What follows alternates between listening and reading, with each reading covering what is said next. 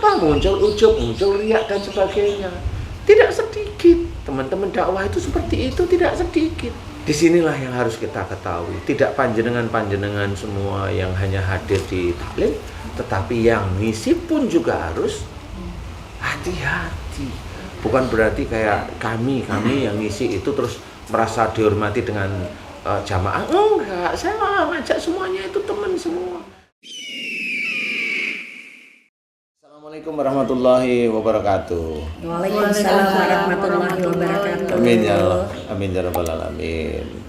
Saudara beriman, sedulur-sedulur beriman, di sini ini pas saya pulang ke rumah ada tamu nih, ibu-ibu. Aduh, ibu-ibu muda. Bumut. Ya. Bumut, ibu-ibu muda. Ya, biasanya memang saya itu sering silaturahim dalam misi acara hampir tiap 2 minggu sekali. Itu sangat sering kalau saya di Jogja. Tapi kelihatannya beliau ini kehilangan ceritanya. Kehilangan. Betul ya? Betul, kehilangan. Nah, ini saya mau ditodong ceritanya ini. Sedulur beriman, saya ditodong. Di sini ada, kalau saya manggilnya Mbak Lia. Nih Mbak Lia. Assalamualaikum warahmatullahi wabarakatuh. Ya, kemudian ini Mbak Indah. Assalamualaikum warahmatullahi wabarakatuh. Kemudian ini Ibu Yosi. Assalamualaikum warahmatullahi wabarakatuh. Nah, sebelahnya Ibu Wenda. Yuni. Ibu Yuni. Assalamualaikum warahmatullahi wabarakatuh. Waalaikumsalam warahmatullahi wabarakatuh. Nah, sahabat beriman, beliau ingin saya ngasih istilahnya ada yang mau ditanyakan kepada saya, tapi saya juga tidak tahu apa pertanyaannya. Yang jelas ini silaturahim pas saya pulang ke Jogja dan beliau pengen silaturahim. Begitu kira-kira. Ayo kita setting, ayo kita dengarkan ibu-ibu muda cantik-cantik ini mau cerita tentang apa dan mau tanya tentang apa, saya tidak tahu. Monggo, dari mana ini? Dari mana? Siapa yang mau Mbak Lia, monggo. Tetap saya ya yang pertama. Ya Allah, terima kasih banyak Pak Ustadz dan keluarga. Hari ini suatu kesempatan yang indah sekali dengan diiringi hujan. Katanya makbul doa kita kalau turunnya hujan ya. Insya Allah pertemuan kita Allah kabulkan niat hajat semuanya. Ini yang sakit-sakit ini Insya Allah Allah sehatkan kembali Pak Ustadz. Amin ya Allah ya Rabbal alamin. Terutama hari ini datang silaturahmi ke Pak Ustadz, mengucapkan terima kasih, syukur tiada tara. Kemarin lihat curhat sama Pak Ustadz ya. Waktu di Jakarta itu ya. Waktu di Jakarta kemarin sempat ke klinik Pak Ustadz nyamperin karena Pak Ustadz udah lama nggak ngisi di Majelis Duha Sakinah ini. Jadi kita yang nyamperin Pak Ustadz ini ke sana ya, kita istilahnya ngapeli ya Bu. Kita ngapel Pak Ustadz. Saya curhatkan kemarin mengenai penyakit kaki Pak Ustadz lutut ya. Alhamdulillah dari Pak Ustadz kemarin sudah sampaikan. Banyak sekali hal-hal yang harus diperbaiki, terutama akhlak terhadap keluarga, spesial suami ya maksudnya. Alhamdulillah hari ini bersyukur sekali sekarang kaki lutut Lia sudah sehat. Alhamdulillah. Sama-sama. Mudah-mudahan itu menjadi keberkahan. Pak Ustadz juga. Alhamdulillah. Terima kasih. Keberkahan sehingga sholatnya itu tidak hanya sholat menunaikan kewajiban saja ya Pak Ustadz ya. Alhamdulillah, terima kasih banyak Pak Ustadz. Ini juga memang banyak yang merindukan Pak Ustadz ini di Majelis Duha Sakinah nih. Makanya kita todong langsung ke rumah ya. Banyak banget pertanyaan nih Pak Ustadz. Ayo, mulai dari siapa? Mulai dari siapa? Ayo. Dari sini aja Manda. Mbak Manda, boleh. Ini banyak sekali Pak Ustadz, mungkin lama banget biasa kita memang saya ketemu atau mengikuti acara Pak Ustadz kan. Kebetulan ini sekarang suatu kebahagiaan bisa kata Mbak Bulia tadi ngapelin Pak Ustadz. Begitu. Jogja banget Ngapelin sama ikutin Mbak Lia. Oh gini Pak Ustadz, untuk saya pribadi, Nggih. biasanya orang itu menahan untuk tidak marah. Heeh. Tapi kadang itu saya kepengen malah, saya tuh pengen jadi sesekali saya tuh marah.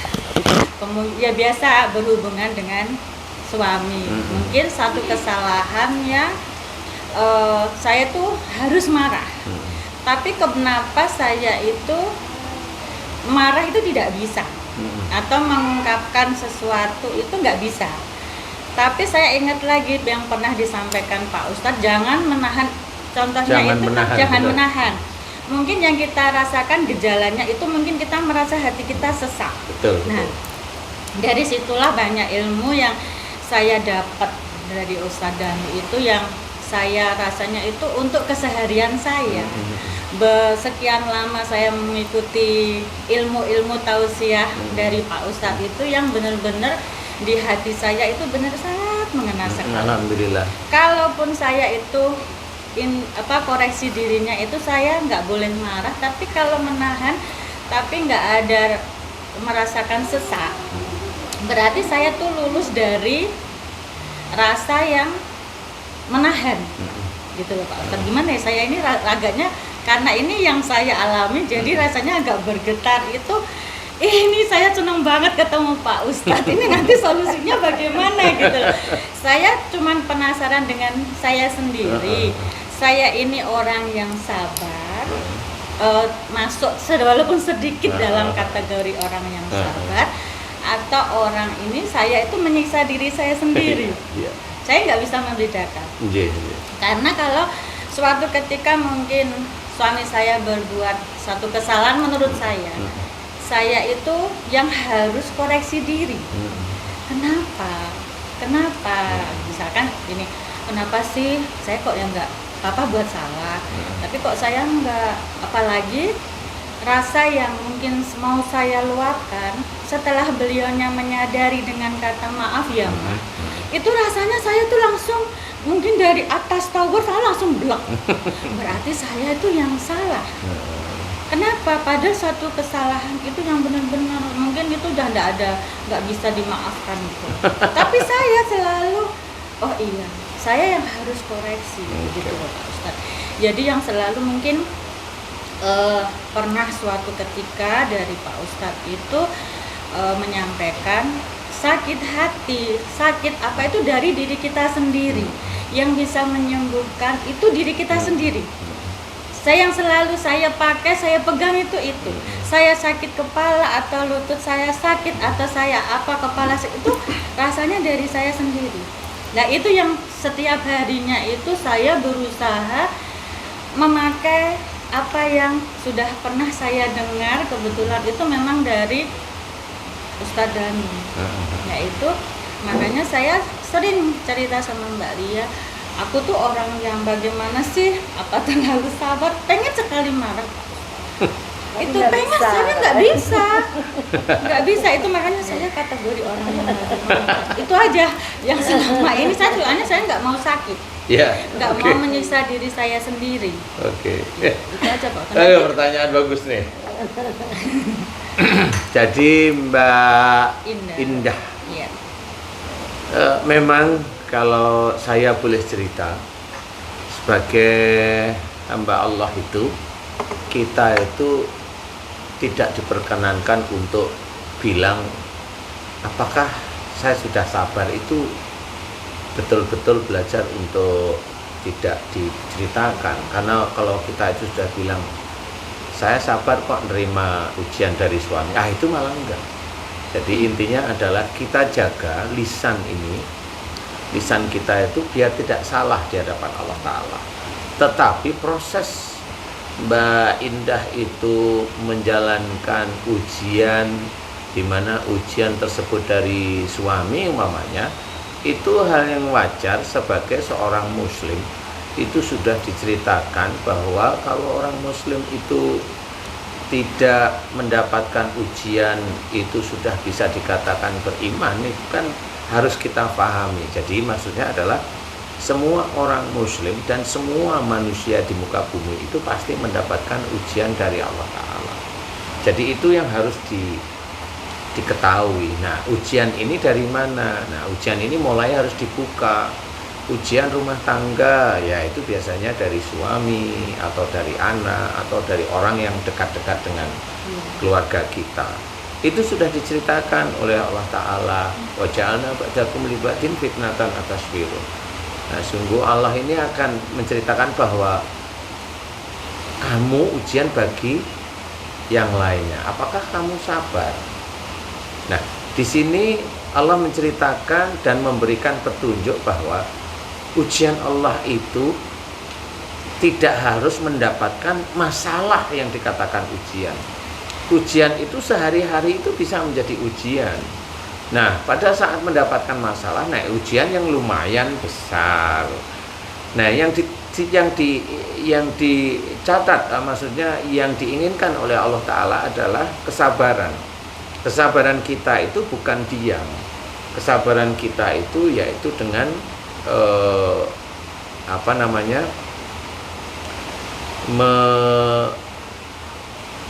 menyelesaikan masalah itu dengan cara-cara Islami. Menyelesaikan masalah itu dengan cara-cara Islami. Nah, itu Allah nanti akan menggolongkan orang yang sabar. Karena sabar itu belum tentu masalah itu harus selesai. Bisa aja masalah itu memang nggak selesai, tapi dia mencoba untuk tidak keluar dari garis Islam.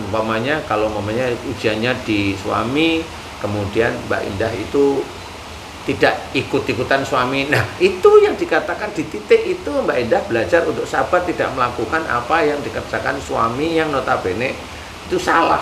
Nah, itu titik itu sabar. Titik yang lain kemudian berpikir suami melakukan itu mau marah enggak?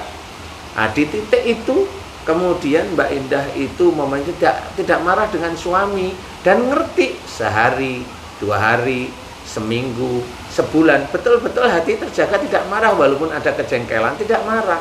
Berpikir kalau saya ngomong begini malah nanti begini-begini, ya sudahlah, kayaknya saya nggak ada jalan keluar, ini hanya dari Allah aja umpamanya. Nah, dari titik itulah sebenarnya Mbak Indah menyerahkan pada Allah. Di titik itu Mbak Indah dikatakan lagi sabar di titik itu.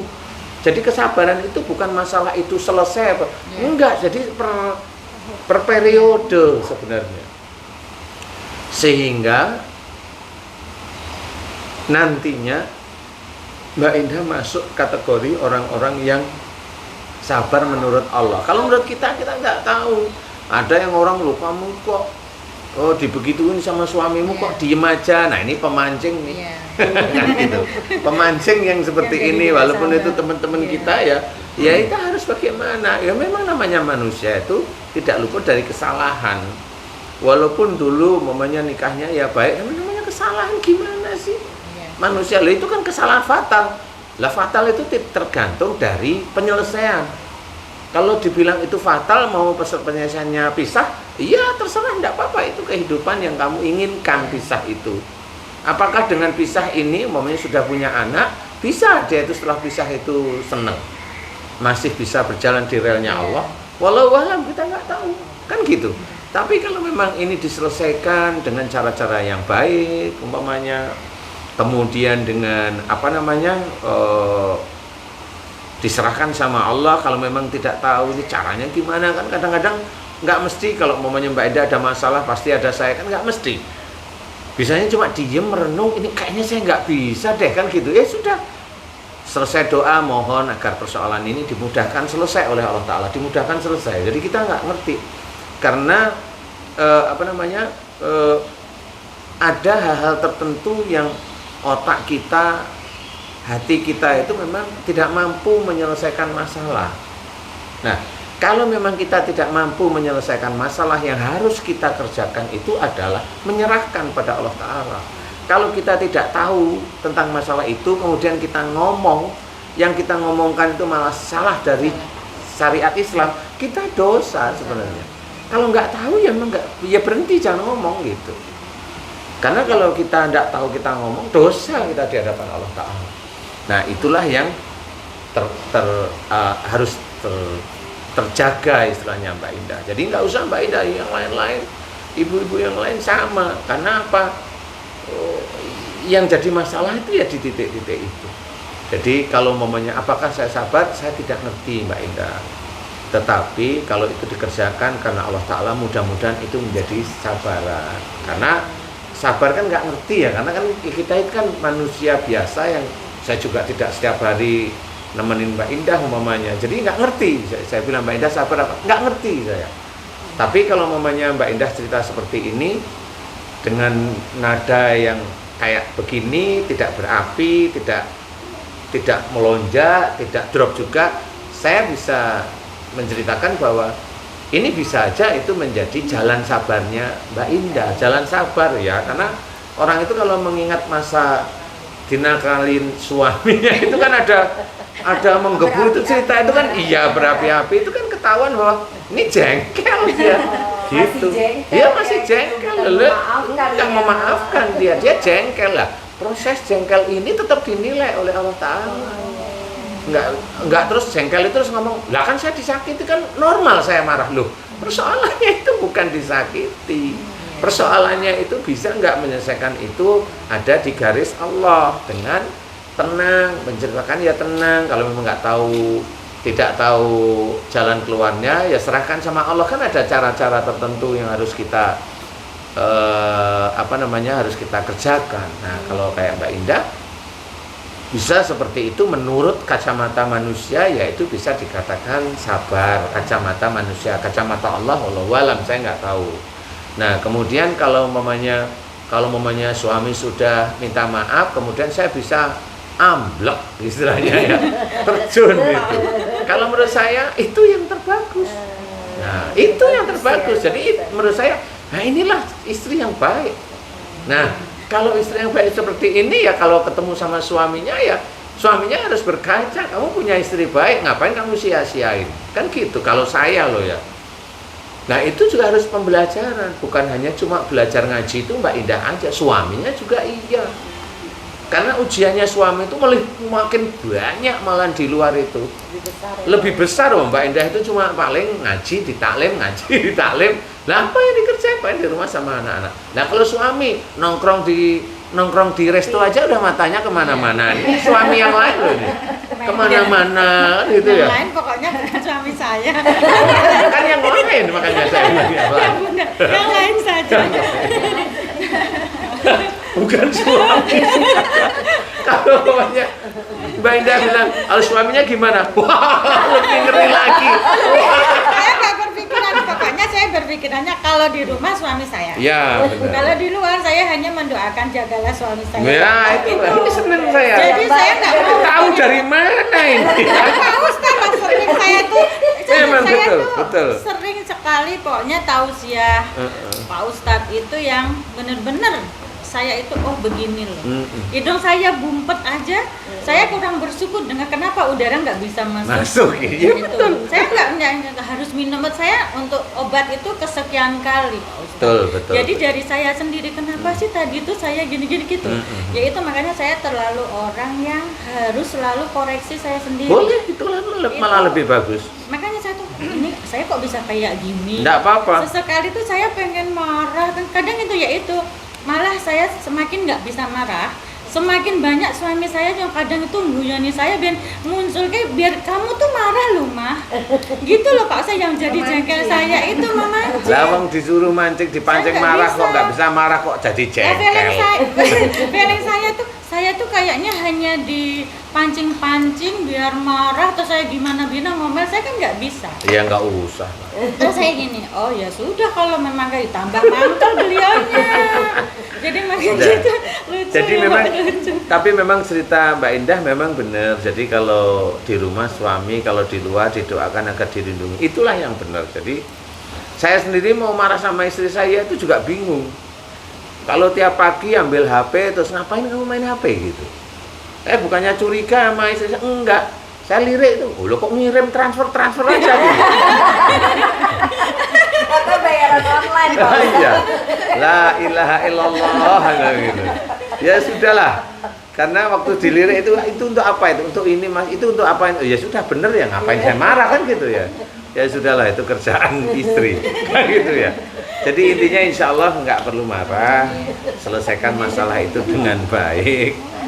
Jadi apa yang dikerjakan Mbak Indah insya Allah sudah benar istilahnya. Insya Allah menurut kacamata saya, menurut saya, kemudian dalil-dalil yang saya ketahui itu sudah cukup baik dan itu benar. Nah, kalau sudah benar, ada persoalan ini itu, mudah-mudahan itu bisa menjadi nilai sabar di hadapan Allah Ta'ala. Persoalan suami mancing-mancing nggak apa-apa. Oh, mancing-mancingnya cuma suruh marah aja. Nggak apa-apa. Saya balasnya Ya. itu hal yang bagi saya tuh kadang konyol Pak Ustadz, yang hanya membuat saya itu juga pengen bisa seneng lah, pengen nggak mau ngadepin yang harus ini. Kadang itu tadi ada teman, ayo pergi Manda, selagi teman saya itu yang ngajak, bagi saya itu ibaratnya ini yang bagi saya tuh kurang, ini bisa dijadiin teman. Saya sering memang terus terang pergi sama Mbak Li, ayo Manda gitu. Saya tega loh meninggalkan suami, yaitu suami saya di rumah. Oh, ya nggak apa-apa kalau pergi. libur kan nggak apa-apa. Sama saya juga gitu, kalau di Jogja ya saya di rumah. Kayaknya saya merasa dosa itu, saya kalau suami di rumah, saya mau pamit, Pak, saya mau pergi. Nah, besok tambahin jadi pahala mau nggak? Apa? Pak, saya mau pergi, Papa mau ikut nggak? Ya benar ya, Ya, Mbak. Terus? malah Jawabannya? disuruhnya pergi saja Pas sama ngaji ya kalian. kita Ah, nggak ya. apa-apa, kalau Ayo, sudah Pak. itu sudah benar. Maksudnya, ACC. Pak Ustadz itu mau jadi rukiah gitu loh. Lah mau nggak ada apa-apa kok di rumah Ya maksud gimana? saya, ya mbak merasa sedikit salah. Itu seringnya cuma mancing. Saya tuh ujiannya cuma dites aja. Marah toh mah gitu. Ya enggak apa-apa. Ya. Itu sudah benar, jadi berarti insya Allah Mbak Indah dengan suami mudah-mudahan ini yang namanya sakinah, mawadah itu nanti bisa menjadi rahmat itu di situ. Nggak apa-apa, jangan merasa ini dipancing-pancing, nanti Allah ngasih sesuatu ujian yang berat. Nah, baru ini jadi pancingan itu dikumpulin sama Allah, dicoba diuji dengan yang agak lebih berat, yang kadang-kadang kita sendiri nggak sadar sebenarnya. Jadi udah nggak apa-apa yang begitu-begitu, ujian dikit, ujian ini dilalui aja kalau memang bisa. Dan alhamdulillah selesai atas pemikiran kita. Jangan lupa pemikiran ini tetap dari Allah Ta'ala. Jadi tetap ujian itu yang menyelesaikan adalah Allah. Jadi kita nggak merasa bangga dengan ujian-ujian yang sudah kita selesaikan. Seperti itu. Monggo lo diminum, ayo Mbak Indah, Mbak Lia, ayo Mbak Yuni. Saya kayak ini loh. Plong. Itu bisa ketemu Pak Ustadz secara langsung ini langsung nasinya, iya Allah, iya bener-bener gitu. Obat ini. Nah, saya mencoba menjelaskan penyakit itu insya Allah ada berhubungan dengan akhlak kita. Kalau Mbak Lia akhlaknya bagaimana? Mbak Lia kalau lutut sakit itu kemarin ngapain sih Mbak? Kemarin itu ada kalau seandainya Sama suami, dengan suami kalau inginnya menyuruh, mengajarkan yang baik, menyuruh yang baik tapi sama suami nggak didengar. nah, terus gitu ya. akhirnya Mbak Akhirnya Lia saya agak sedikit jengkel. marah. marah. Karena kalau biasanya kita tuh kan kalau marah itu jangan sampai ditahan kan. Iya. Karena itu jadi tumpukan sampah, bang sampah katanya. Iya. Jadi disampaikanlah maksudnya seperti itu. Nah ternyata kemarin setelah ngapeli Pak Ustadz di Iya, Jakarta, ya betul. Alhamdulillah banyak sekali masukan dan yang harus akhlak yang harus kita perbaiki, diri dia sendiri yang harus perbaiki. Ya alhamdulillah. Hasilnya Alhasilnya, alhamdulillah sekarang sholatnya sudah normal. normal seperti biasa. Alhamdulillah. Alhamdulillah. Nah. Kemarin itu kalau nggak ketemu Pak Ustadz juga nggak mikir karena tahunya ketika waktu kajian di Majelis Duha Sakinah, Pak Ustadz bilang kan ada yang kena kaki sakit itu Pak Ustadz ya.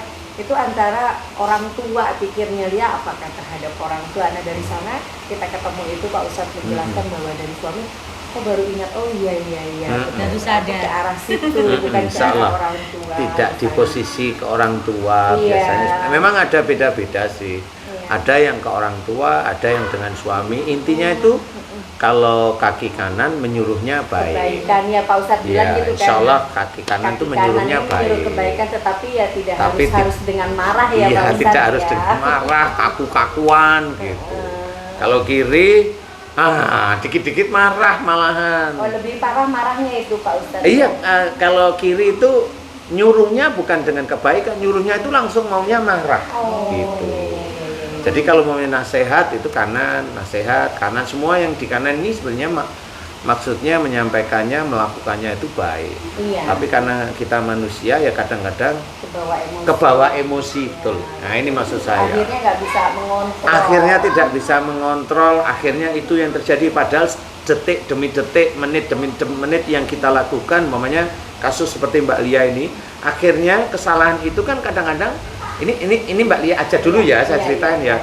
Mbak Lia atau ibu-ibu yang lain atau bapak-bapak yang lain itu kan jarang mohon ampun setelah marah itu. Jarang sekali orang muslim itu paham. Padahal marah itu nggak mohon ampun, banyak makhluk yang masuk, khususnya di sini. Kalau yang nyuruh nggak dikerjakan, kemudian jengkel, kaku itu di sini. Iya. Walaupun kita marah itu demi kebaikan beliau ya, menyuruh kebaikan beliau. Nah, bagaimana misalnya kasusnya Pak Ustadz, seandainya suami meninggal, nggak sempat minta maaf? Oke, jadi kalau suami sudah meninggal nggak sempat minta maaf, kan catatan kesalahan kita manusia kan pada Allah. Iya. Jadi mohonnya pada Allah, iya. Kalau ibaratnya kalau kemarin itu saya rinci menjelaskan pada Mbak Lia, oh itu nyuruh sama pasangan, nyuruhnya baik, kan jelas nyuruhnya baik, tapi pasangan kayaknya belum mau atau belum menjalankan ini, nah Mbak Lia jengkel, emosi seperti itu. Nah biasanya orang-orang muslim itu kebanyakan kalau itu marah anggap biasa aja, karena udah dianggap kalau kita itu sholat istighfar itu udah dianggap itu lunas. Padahal kemarahan kita itu, dosa kita itu nggak cuma marah dengan pasangan loh. Dosa kita itu nggak cuma marah dengan pasangan. Satu, mulut kita itu salah ngomong, itu tercatat. Dan kalau salah ngomong terus-menerus dalam suatu pertemuan, lo itu kan dosa. Kalau pertemuannya itu 2 jam, lah kalau kita salahnya itu bermenit-menit, kan dihitung juga oleh Allah Ta'ala. Iya, akumulasi. Jadi nggak cuma marah dengan itu. Nah, sehari itu nanti kita diakumulasikan oleh Allah Ta'ala. Makanya kalau kenapa saya fokus kena ke arah orang sakit? Karena selama ini belum ada yang memahami bahwa sakit itu dari perbuatan salah. Makanya kayak mamanya Ibu Yosi sakit ini, beliau tidak tergerak. Kenapa saya begini? Tapi beliau langsung mohon doanya agar tidak terjadi yang tidak diinginkan. Iya, amin, nggak apa-apa. Nah, di sini saya melihat memang Ibu Yosi belum memahami bahwa itu dari kesalahan, sehingga mau saya cerita pada Bu Yosi nggak ada memori. Jadi kayak orang lihat berita di TV, kalau beritanya itu tentang masalah politik ya dia nggak seneng ya hilang, ya skip aja langsung. Tapi kalau senengnya itu, oh si artis ini meninggal, nah baru menteleng. Oh si artis ini selingkuh, nah baru menteleng. Nah itu mirip seperti itu. Nah kalau kayak Mbak Indah, beliau memang belajar untuk introspeksi, evaluasi. Lah inilah yang dikatakan muhasabah. Muhasabah itu memang salah satu tempat untuk mengeduk amal soleh. Karena taunya saya kurang apa ya, taunya begitu, saya salah apa ya, taunya seperti itu. Bukan cuma sholat itu nggak usah diperhitungkan. Ngaji itu nggak usah diperhitungkan. Kalau memang ngaji datang, kalau nggak tahu tanya. Kalau ngaji cuma datang pelongo pulang, apakah itu jadi manfaat? Belum tentu. Loh, dia hanya cuma datang biasa, dia tidak mengerti apa yang dikatakan sama sama ustadznya. Ustadznya juga dilalah. Di situ ngajinya cuma hahaha, dapat apa? Walaupun dia ustadz terkenal cuma hahaha, selesai. Nah orang pada saat mamanya dia ustadznya itu dia itu lucu, kemudian dia mencoba menerangkan ayat Quran, bener, orang itu nggak akan masuk yang nerangin ayat Quran. Saya sudah hafal, karena apa? Dia sudah seneng lucunya, di otaknya itu seneng lucunya, jadi nggak bisa, sudah seneng aja. Tapi kalau memang itu majelis itu diarahkan agar majelis ini nanti menuju surga itu bagaimana, diterangkan detail. Walaupun hanya cuma marah. Kenapa harus dengan marah itu kita diterangkan? Jarang orang mendetail. Padahal kita sudah sangat sering la taktub walakal jannah. Jangan marah bagimu surga.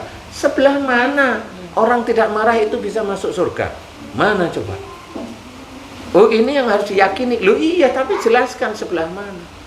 Selama ini banyak pendakwah yang tidak ngerti. Orang marah itu hasilnya bagaimana, nggak ngerti. Marah disimpan ada ketakutan, nanti muncul batu ginjal. Marah yang disimpan terus sesak. Marah yang udah mau dikeluarkan disimpan bengkak jantung. Marah kuat sekali dengan suaminya, yang disimpan lagi tumor di payudara. Yang mana? Marah itu banyak. Ini nggak pernah terjawab sebenarnya. Dan inilah yang harus kita ketahui. Inilah evaluasi yang tadi sempat diceritakan oleh Mbak Indah. Evaluasi itu berat bagi kita.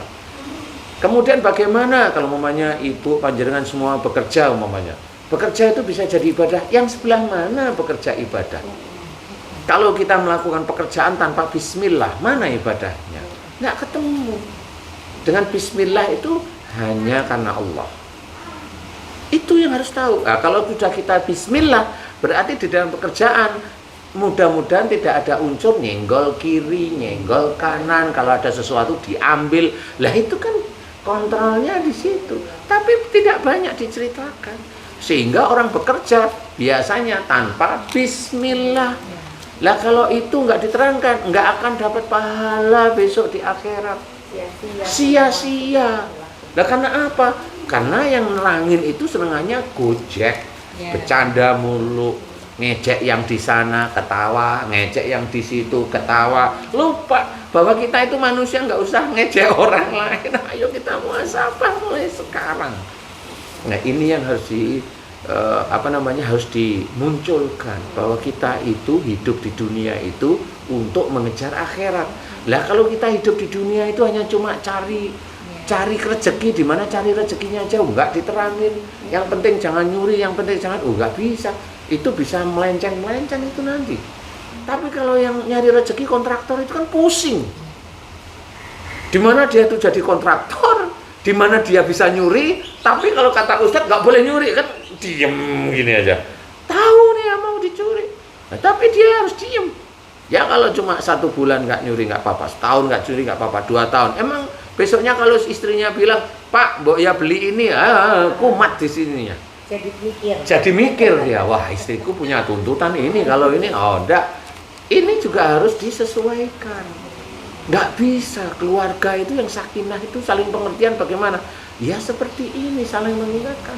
Kamu yang kamu kerjakan pakai basmalah, yang baik basmalah, yang baik basmalah, apa saja. Mau hanya cuma duduk aja bismillah.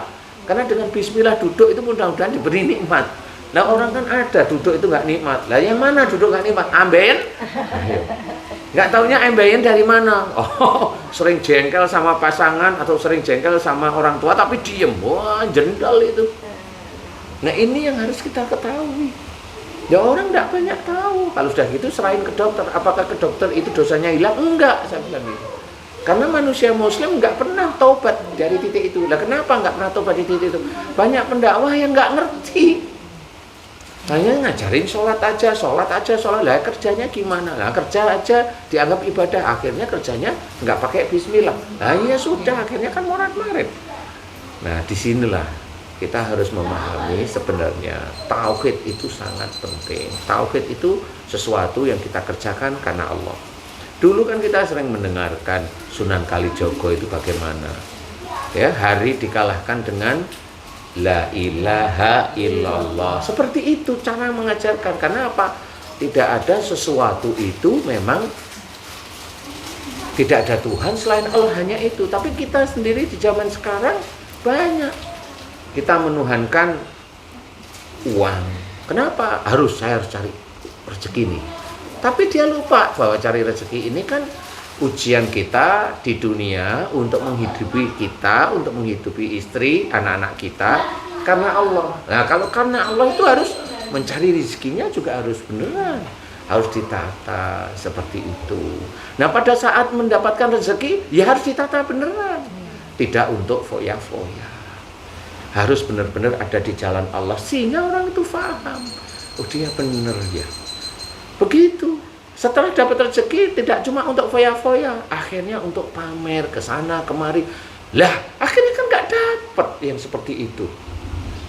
Akhirnya Kenapa muncul ujub, muncul riak dan sebagainya? Tidak sedikit. Teman-teman dakwah itu seperti itu, tidak sedikit.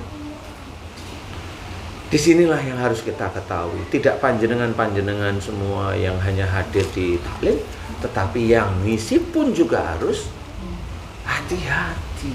Bukan berarti kayak kami yang ngisi itu terus merasa dihormati dengan jamaah. Enggak, saya malah ngajak semuanya itu teman semua. Karena saya masih manusia, saya masih punya Allah, saya masih manusia, masih punya salah di hadapan Allah Ta'ala. Seperti dengan tadi Mbak Indah, itu sudah benar. Nah, apa yang saya kurang ya di hadapan Allah? Apa yang saya kurang di hadapan Allah? Itu lebih bagus daripada saya sudah sedekah, saya sudah sholat, saya sudah ini, saya sudah rukun dengan suami atau istri saya. Itu sudah langsung ujub riak itu di titik itu. Tapi di situ nggak pernah disentuh. Seseorang yang dia itu betul-betul bacaan Quran itu bagus pada saat dia ngimamin, dia bacaan bagus, siapa orang nggak akan tahu dia bacaan bagus itu memang dia biar dilihat. Kan nggak tahu kita. Nah di situ itu mulai ada ujub riak di titik itu. Kalau itu terus-terusan itu menjadi dosa. Apakah dengan seperti itu dia tidak punya dosa? Wallahu a'lam. Bisa aja malah dosanya itu bertumpuk. Karena ingin umpamanya dia bacaannya bagus, nyun sewu, bacaannya bagus, dia nggak punya majelis, akhirnya dia bacanya dengan bagus, akhirnya majelis banyak. Setelah majelis banyak, kemudian apa? Yuk sedekah, yuk saya mau bikin pesantren kecil. Sedekah, sudah mulai pesantren, ada uang, mulai pikirannya nih, ada uang nih. Dari mana? Semua tetap akan mendapatkan ujian. Nggak usah yang panjenengan sebagai jamaahnya. Kita yang dakwah itu tetap ujiannya ada. Nggak bisa. Makanya kita harus memahami apa yang harus kita kerjakan setiap hari lillahi ta'ala. Seperti itu. Sulit. Lah itulah masuk surga itu sulit. Makanya kalau mamanya sakit kemudian itu maunya ke dokter, apakah dosanya hilang? Enggak. Saya bilang enggak. Dia hanya sembuh aja dari sisi Allah. Makanya diceritakan wa ma asabakum min musibatin fa bima kasabat aydikum. Belakangnya apa? Wa ya'fu an katsir. Artinya apa? Dan Allah memaafkan banyak kesalahanmu. Memaafkan itu gimana? Orang yang sakit dia tidak taubat kepada Allah Ta'ala, tapi dia ke dokter, dia memberikan kesembuhan pada orang itu, Allah memaafkan. Dosanya masih. Jadi Allah belum mengampuni. Tapi kalau Mbak Lia berusaha tadi lututnya, Mbak Lia berusaha enggak ke dokter, enggak ke ini, benar-benar mohon ampun, minta maaf, lo kok sembuh, mulai sembuh. Lah itu Allah insya Allah mengampuni. Kan beda di titik itu. Allah memaafkan karena sakitnya sembuh. Itu beda. Nah ini jarang orang itu mengetahui. Kalau saya iya boleh kanker dioperasi, dia sembuh, iya dosanya masih. Kalau saya jawab masih. Insya Allah masih. Karena nanti coba kita lihat, nanti kan dia kankernya kumat lagi, tumornya kumat. Lah kenapa kumat? Terangin coba. Nggak bisa. Pendakwah terangin ya nggak ngerti. Paling hanya coba itu takdir dari Allah Ta'ala. Nggak bisa kita seperti itu. Jadi kalau memang orang yang menganggap dirinya itu adalah kepanjangan tangannya Rasulullah, dia harus bisa menerangkan. Kalau dia berharap dia kepanjangan tangannya Nabi, dia harus bisa menerangkan. Kalau nggak bisa menerangkan, jangan merasa bangga bahwa kita itu ada kepanjangan tangannya Nabi. Yuk kita singkirkan, kita siar dengan rendah hati. Tidak perlu kita itu diminta untuk bahwa orang itu harus percaya dengan kita. Enggak. Kalau saya enggak, itu yang menilai Allah Ta'ala. Bukan kita pribadi, bukan kamu, bukan. Kalau mamanya kayak Mbak Lia diberi kesembuhan, nah itu pembuktian bahwa Mbak Lia mencoba mohon ampun, tobat. Kenapa proses itu? Nah prosesnya Mbak Lia itu ada proses ilal ladina tabu wa aslahu wa bayan. Ilal ladina tabu, Mbak Lia yang sudah tobat, ngerti kesalahannya, tobat, ampuni aku ya Allah. Kan gitu? Ampuni aku ya Allah jika aku dengan suamiku aku ini, ampuni aku ya Allah, astagfirullah. Tobat itu begitu. Enggak harus dengan yang aneh-aneh, enggak. Tobat. Wa aslahu.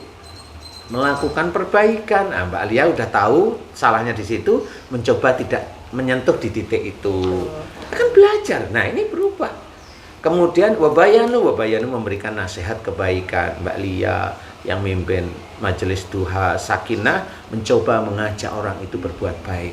Pasti punya nilai amal soleh di hadapan Allah selama tidak ada ujub, tidak ada riak, tidak ada sombong. Insya Allah ada amal soleh. Masuk 3 golongan ini, 3 kelas ini, baru Allah menjawab faulaika atubu alaihim. Apa artinya? Maka tobat mereka yang aku terima. Jelas. Jadi dengan ayat yang tadi wa ma asabakum min musibatin fa bima kasabat aydikum wa yafu an katsir, ini ada bedanya. Dengan ayat ini beda, tapi harus diterangkan. Nah, inilah yang jarang sekali orang memahami. Jadi orang tobat itu ada proses, nggak bisa ada orang yang langsung tobat karena amalnya cukup, sangat cukup, sekali langsung hilang. Loh, hilang. Nah, Mbak Lia bisa aja sekali berkurang, besoknya lagi berkurang lagi. Nah, itu caranya Allah.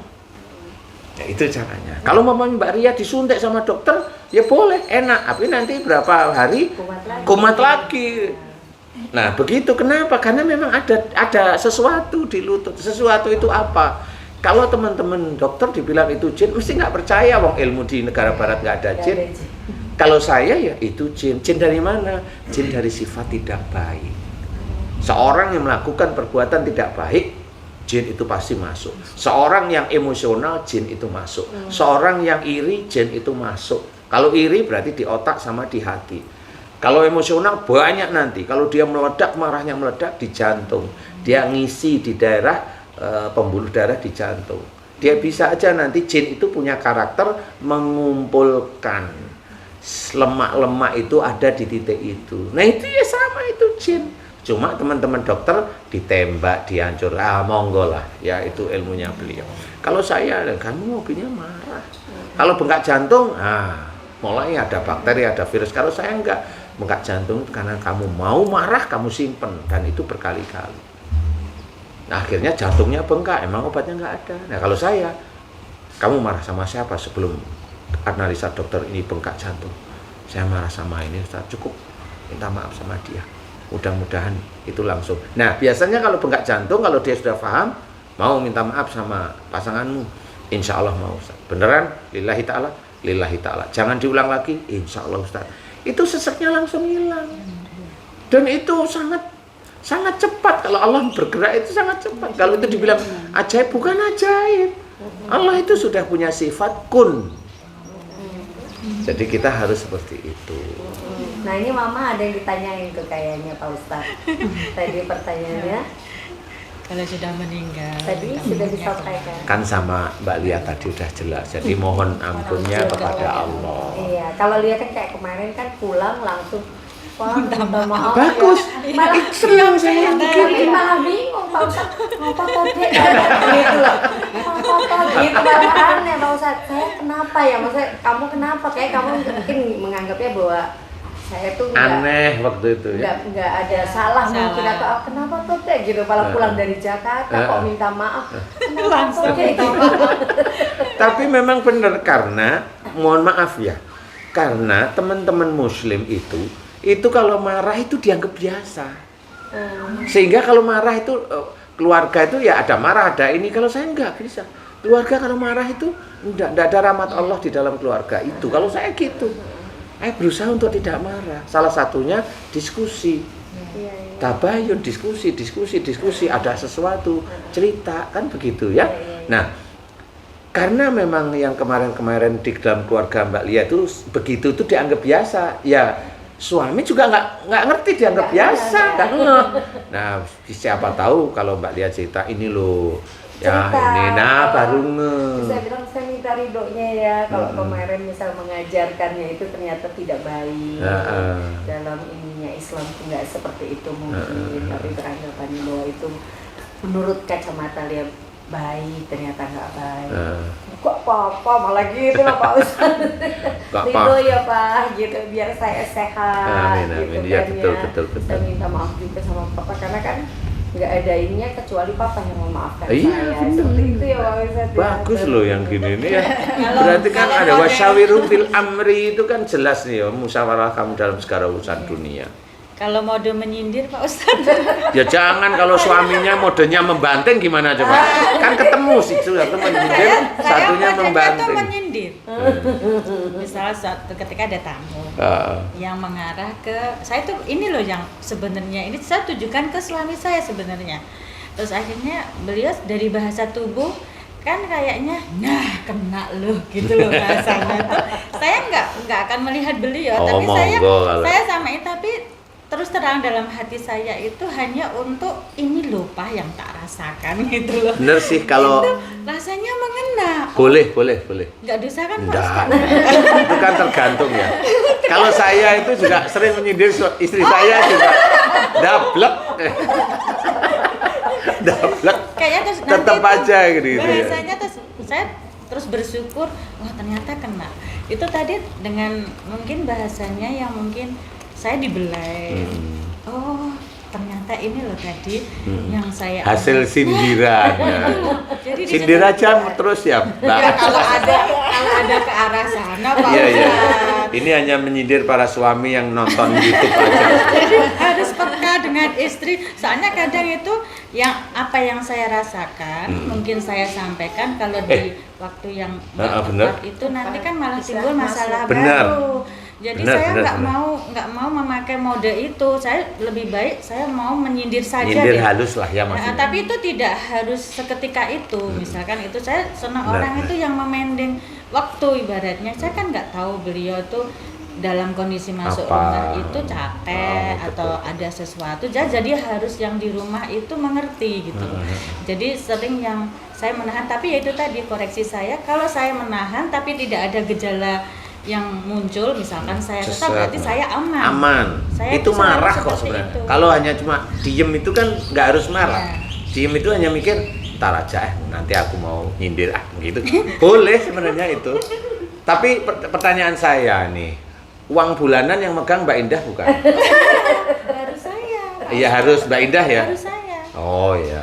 Harus saya. Karena kadang-kadang ada juga istri itu yang uang gajinya suami dikasih disindir nggak bisa. Kalau saya nggak menyindir masalah tentang keuangan.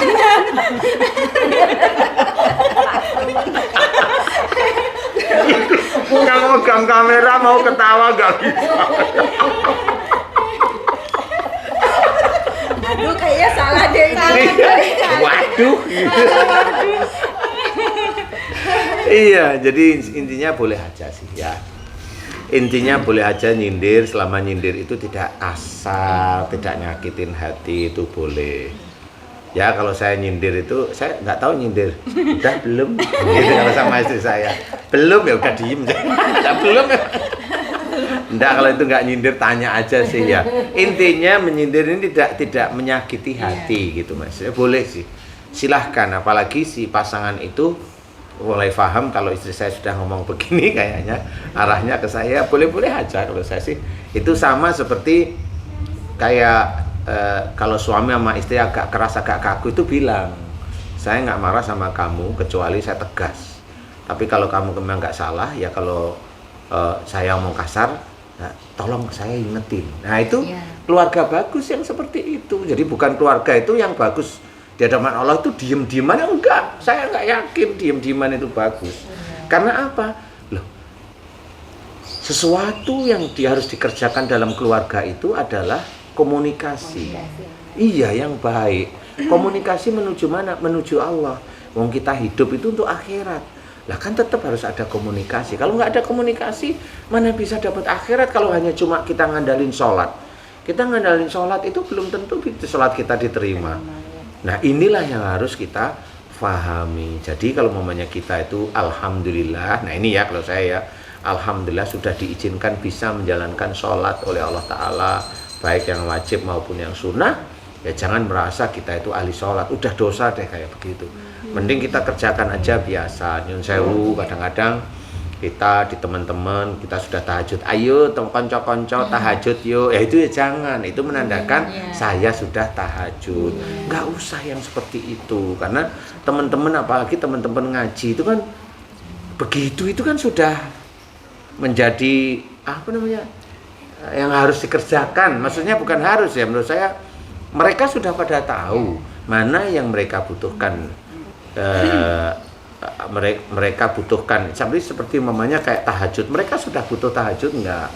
Mereka butuh sholat sunnah qobla ba'da itu enggak? Mereka butuh umpamanya duha enggak? Itu mereka sudah memilih. Jadi menurut saya janganlah yang seperti itu, karena itu bisa memancing kita sendiri itu ujub atau riya. Jangan. Nah itu harus dijaga. Kalau kita itu orang muslim, ya rata-rata kalau sudah melakukan ujub atau riya, itu jarang yang mohon ampun kok, jarang sekali. Sehari itu kita ujub riya itu sering, tapi coba pernah nggak kita mohon ampun, ya Allah, jika hari ini aku ujub riya tentang apa yang aku kerjakan dari mulai bangun tidurku sampai aku rebahan tubuhku untuk istirahat, aku mohon ampun kepadamu. Coba, jarang. Sangat jarang sekali, persentasenya sangat kecil. Bisa 1-5% itu udah hebat, 5%. 1% itu jarang orang muslim. Karena merasa dirinya hebat, rata-rata seperti itu. Nah inilah yang harus kita sadari. Ayo, kita akan menuju surga itu sulit. Sesulit kita itu memanage kapan kita itu bersyukur setiap saatnya. Umpamanya saya kerja, ya. Di luar saya dakwah, saya ada kerjaan. Di kerjaan umpamanya, saya itu diberi oleh Allah Ta'ala rizki. Rizki itu memang untuk keluarga, untuk dakwah, kemudian untuk dan sebagainya. Kalau rizki itu memang untuk dakwah, selesai kita tahu. Untuk dakwah nggak ada yang aneh-aneh. Saya juga nggak terlalu ini. Nah, pada saat ditanyain, dulu gimana kok bisa melakukan ini? Kemudian saya jawab, oh dulu saya orangnya itu sengsara. Loh, jawaban nomor 1 sengsara itu udah salah sudah. Siapapun orangnya itu salah sudah. Dulu saya sengsara, akhirnya saya gigih untuk bekerja, akhirnya saya diberi keberhasilan. Nah, di sini itu sudah banyak cerita ujub riya, sombong, ujub riya di situ. Nah kalau itu dibeberkan di YouTube dan sebagainya, itu kan dia tambah lebih bangga, lebih senang. Nah ini akan mendukung, setan itu di titik itu kok. Nah disinilah orang-orang tidak paham bahwa apa yang kita kerjakan sehari itu ujub riya, bahkan sombong itu muncul itu. Yakin, coba kita amati deh, mulai seperti Mbak Indah tadi, mulai muhasabah atau evaluasi, diem ngerenung. Habis sholat ngerendung, saya sehari ngapain ya, saya mulai, ya Allah saya tadi begini, ya Allah jika saya ini ampuni aku ya Allah. Kan jarang, kita hanya tekstual, doa itu baca ini tekstual, tetapi doa yang dari hati itu kan jarang. Nah inilah yang harus kita ketahui. Jadi kenapa saya mengajak orang itu tidak hanya kalau sakit itu tidak hanya cuma sembuh, tetapi sembuhnya itu atas ridha Allah, tidak cuma hanya izin, karena orang sembuh di rumah sakit itu izin Allah, tapi persoalan dosanya insya Allah masih. Siapapun orang, walaupun dia itu orang pendakwah, orang hebat, ya sama, dosanya masih. Dia aja tidak tahu dosanya di sebelah mana. Tapi kalau saya, ayo jamaah-jamaah saya, taklim saya, ayo kita betul-betul mencari surga walaupun itu sulit dari sisi keluarga kita dulu. Kita benahi seperti itu ya, agar nanti itu bisa menjadi sesuatu yang baik. Insya Allah seperti itu. Ada lagi mau ditanyain? Mbak Yuni mau tanya? Oke, kalau mau tanya kita tutup dulu. Sedulur beriman, di sini kita tutup sebentar. Kita mau mau mengemil itu saya. Ini ada lombok, ini ada cabe, kayaknya enak sekali. Nah ini tamu, ya kita harus menjamu lah. Mudah-mudahan kita ngobrol-ngobrol tadi manfaat ya Mbak Lia, Mbak Indah. Amin, ya Allah, insya Allah manfaat banget. Seluruh beriman, Ustaz. mudah-mudahan ini bisa menjadi manfaat untuk kita semua, khususnya bagi saya. Terima kasih. Tunggu berikutnya. Apa namanya? Tunggu video kami berikutnya. Assalamualaikum. Waalaikumsalam warahmatullahi wabarakatuh. Ayo. Ayo monggo.